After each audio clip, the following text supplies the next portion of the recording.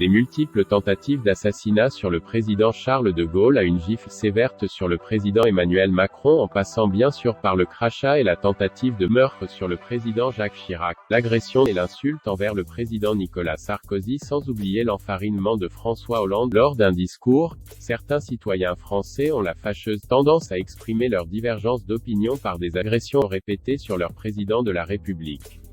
Restez avec nous jusqu'à la fin de cette vidéo car après le jingle, nous allons vous révéler en détail pourquoi le président Emmanuel Macron a été giflé.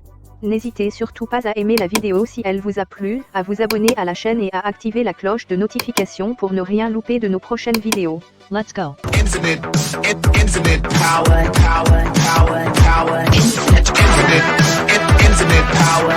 C'était lors d'un déplacement ce mardi à Tain-l'Hermitage, dans la Drôme au sud-est de la France. Vers 13h15, le président était remonté dans sa voiture après avoir visité un lycée et il est ressorti car des badauds l'appelaient.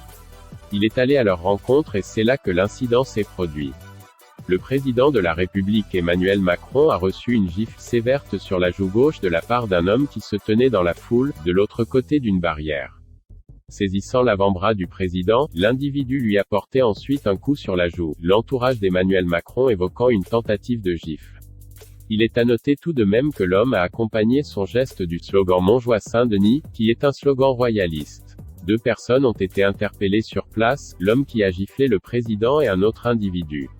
Ces citoyens mal intentionnés sont actuellement entendus par la brigade de gendarmerie de Tain-l'Hermitage. Le chef de l'État, lui, a poursuivi sa visite. De hautes personnalités françaises ont immédiatement condamné cet acte. À l'instar du Premier ministre Jean Castex, la politique ça ne peut en aucun cas être la violence, l'agression verbale, et encore moins l'agression physique. J'en appelle à un sursaut républicain, nous sommes tous concernés, il en va des fondements de notre démocratie, a-t-il déclaré lors de sa prise de parole à l'Assemblée nationale. Cette fois-ci, vous commencez à comprendre que les violents passent à l'acte ? Je suis solidaire du président. A réagi sur Twitter Jean-Luc Mélenchon. J'exprime toute ma solidarité avec le président de la République, a poursuivi le député insoumis Éric Coquerel, rappelant avoir été agressé en 2018 par des gens qui disaient « Montjoie Saint-Denis de l'Action française ». Je considère ce genre de comportement comme inadmissible, et profondément condamnable dans une démocratie, a pour sa part déclaré la dirigeante du Rassemblement national Marine Le Pen. Il est inadmissible de s'attaquer physiquement au président de la République, à des responsables politiques, mais plus encore au président qui est le président. A insisté Marine Le Pen, en déplacement à Laxou. Gifler le président, c'est gifler la République. Intolérable, inacceptable, a de son côté estimé le patron des députés Damien Abad. De son côté, le principal intéressé a réagi dans la soirée. Non, d'abord, je ne veux pas interférer dans le travail de la justice. Je pense que par rapport à ce qui s'est passé, il faut être très simple. D'abord, il faut relativiser et ne rien banaliser. Quand je dis relativiser, c'est pas grave de recevoir une gifle quand on va vers une foule et pour saluer, il y avait 3 dames qui étaient là, qui attendaient depuis très longtemps. C'est l'imprévu, ça peut arriver à tout moment. Je pense que ça ne dit pas quelque chose de plus profond qu'un acte isolé, d'abord. Et il y a eu des moments de très forte tension dans notre pays, de violence, que j'ai eu à vivre comme président au moment de la crise des Gilets jaunes. La société n'est pas dans cet état-là aujourd'hui. Donc je pense qu'il ne faut pas faire dire à cet acte autre chose qu'un acte isolé, du fait qu'il y a des gens aujourd'hui qui, dans la société, peuvent être violents à un moment donné ou à un autre. Ensuite, la vraie violence, vous savez, c'est la violence que subissent les femmes qui meurent sous le coup de leurs compagnons et de leur mari.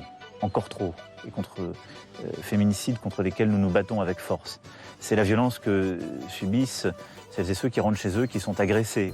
Ça, c'est la vraie violence, celle contre laquelle je veux qu'on continue de se battre, avec de l'autorité, de la force, mais aussi de l'éducation, parce que à la fin des fins, on doit tous vivre en société. Même ceux qui font le pire à un moment donné. Ils ont vocation à y revenir. Et donc il faut qu'ils comprennent ce qu'ils ont fait et qu'on les rééduque quand ils n'ont pas été éduqués. Quant à savoir s'il y a eu un manque dans la sécurité du président, une source sur place a démenti au site France Info. Le dispositif est tout à fait hermétique, explique-t-elle. Emmanuel Macron a peut-être salué 1000 personnes depuis un mois dans des circonstances similaires, et sans aucun accrochage. L'Élysée a précisé qu'aucun changement n'était à prévoir dans le programme du président. Il n'y a pas de renforcement de la sécurité à prévoir, le président souhaite aller au contact, déambuler, rencontrer les Français, précise à France Info l'entourage présidentiel. Emmanuel Macron a poursuivi sa visite dans la Drôme par la ville de Valence. C'était tout pour cette vidéo qui avait pour thème les révélations sur la grosse gifle qu'a reçue le président français Emmanuel Macron. Il en ressort que les coupables ont été arrêtés, et sont entre les mains de la justice française. Aimez la vidéo, commentez-la, partagez-la massivement, abonnez-vous sans toutefois oublier d'activer la cloche de notification pour ne rien louper de nos prochaines vidéos. Sur ce, à très prochainement dans le cadre d'une nouvelle vidéo.